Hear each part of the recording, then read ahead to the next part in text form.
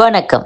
இன்றைய செய்திகள். தமிழகத்தில் எத்தனை டாஸ்மாக் கடைகள், மணமகிழ் மன்றங்கள் உள்ளன என்ற விவரங்களை அரசு தரப்பில் அறிக்கையாக தாக்கல் செய்ய உயர்நீதிமன்ற மதுரை கிளை உத்தரவிட்டுள்ளது. திமுக கூட்டணியில் உள்ள கம்யூனிஸ்டுகள் மக்கள் பிரச்சனைகளுக்காக போராடவில்லை என அதிமுக பழனிசாமி கேட்கிறார். முதல்வரை சந்திக்கும் போதெல்லாம் பிரச்சனைகளை தீர்க்க சொல்லித்தான் கோரிக்கை விடுக்கிறோம். ஆசிரியர்கள், அரசு ஊழியர்கள் பிரச்சனை குறித்து பேசியிருக்கிறோம்.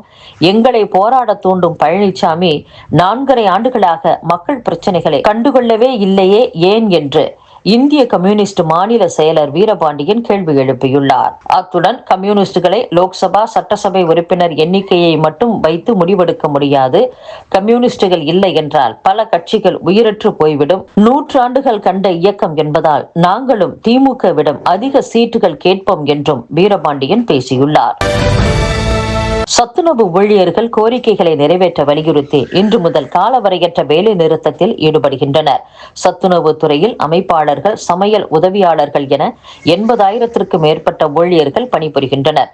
இத்துறையில் பல ஆண்டுகளாக 40% காலி பணியிடங்கள் உள்ளதால் பணிப்பளுவுடன் பணியாற்றுகின்றனர். தங்களையும் அரசு ஊழியராக்க வேண்டும் என்பன போன்ற கோரிக்கைகளை வலியுறுத்தி போராட்டம் நடத்தி வருகின்றனர். கோரிக்கைகள் பலவற்றை அரசு இன்னமும் கண்டுகொள்ளவில்லை என்று கூறி இன்று முதல் காலவரையற்ற போராட்டம் நடத்துகின்றனர். மாவட்ட தலைநகரங்களில் தினமும் மறியல் நடத்தவும் ஏற்பாடு நடைபெற்று வருகிறது.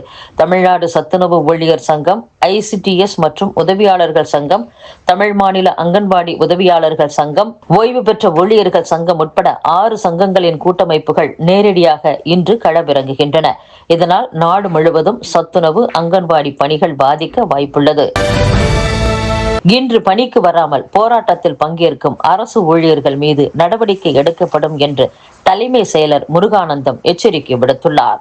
ஆசிரியர் மற்றும் அரசு ஊழியர் சங்கங்களின் கூட்டு நடவடிக்கை குழு பழைய ஓய்வூதிய திட்டத்தை அமல்படுத்த வேண்டும் என்பது உட்பட பல்வேறு கோரிக்கைகளை வலியுறுத்தி இன்று முதல் காலவரையற்ற வேலைநிறுத்த போராட்டத்தில் ஈடுபட போவதாக அறிவித்துள்ளது. அதைத் தொடர்ந்து இன்றும் 10ஆம் தேதியும் வேலைநிறுத்த போராட்டத்தில் ஈடுபடும் அரசு ஊழியர்கள் மீது துறை ரீதியான நடவடிக்கை எடுக்கப்படும் என தலைமை செயலர் முருகானந்தம் எச்சரித்துள்ளார். அனைத்து அரசு துறைகளின் செயலர்கள் மற்றும் மாவட்ட ஆட்சியர்களுக்கு அவர் அனுப்பியுள்ள சுற்றறிக்கையில் மருத்துவ விடுப்பை தவிர இன்று தற்காலிக விடுப்பு உள்ளிட்டவை எடுக்க அரசு ஊழியர்களுக்கு அனுமதி இல்லை. மீறி விடுப்பு எடுத்து போராட்டத்தில் ஈடுபடும் அரசு ஊழியர்கள் மீது நடவடிக்கை எடுக்கப்படும் என்று கூறப்பட்டுள்ளது. பதிவுத்துறை இணையதளத்தில் ஸ்டார் 3.0 சாப்ட்வேர் இணைக்கப்பட்ட பின்னும் சர்வர் பிரச்சினை தொடர்வதாக புகார் எழுந்துள்ளது. தமிழகத்தில் உள்ள 590 சார் பதிவாளர் அலுவலகங்களில் பயன்படுத்தப்படும் பத்திரப்பதிவுக்கான இணையதளத்தில் ஸ்டார் 2.0 மென்பொருளுக்கு பதிலாக மேம்படுத்தப்பட்ட ஸ்டார் 3.0 மென்பொருள் உருவாக்கப்பட்டது.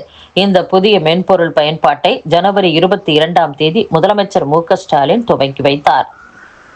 சார் பதிவாளர் அலுவலகம் செல்லாமல் பத்திரங்களை காகிதமில்லா முறையில் பதிவு செய்ய இதில் வசதி செய்யப்பட்டது.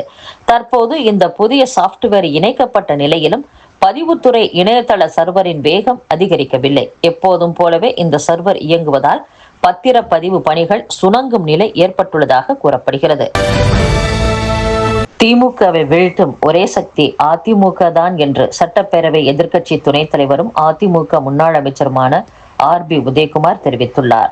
அத்துடன் தாவேக எங்கள் கூட்டணியில் இல்லை, எனவே எங்கள் கூட்டணி குறித்து விஜய் கருத்து கூற தேவையில்லை. மக்கள் தீர்ப்புக்கு பிறகுதான் யார் களத்தில் இருக்கிறார்கள், யார் காணாமல் போகிறார்கள் என்பது தெரிய வரும் என்றும் RB உதயகுமார் பேசியுள்ளார். சட்டப்பேரவை தேர்தலில் பாஜகவுக்கு வெற்றி கிடைக்காது என்பதால் மத்திய பட்ஜெட்டில் தமிழகம் புறக்கணிக்கப்பட்டுள்ளதாக திமுக விமர்சனம் செய்துள்ளது.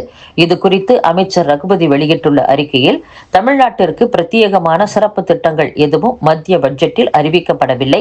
நிறுத்தி வைக்கப்பட்டுள்ள கல்வி நிதி 3548 கோடி ரூபாய், ஜல்ஜீவன் திட்ட நிதி 3112 கோடி ரூபாய் போன்றவற்றை விடுவிப்பது குறித்த அறிவிப்பும் இல்லை.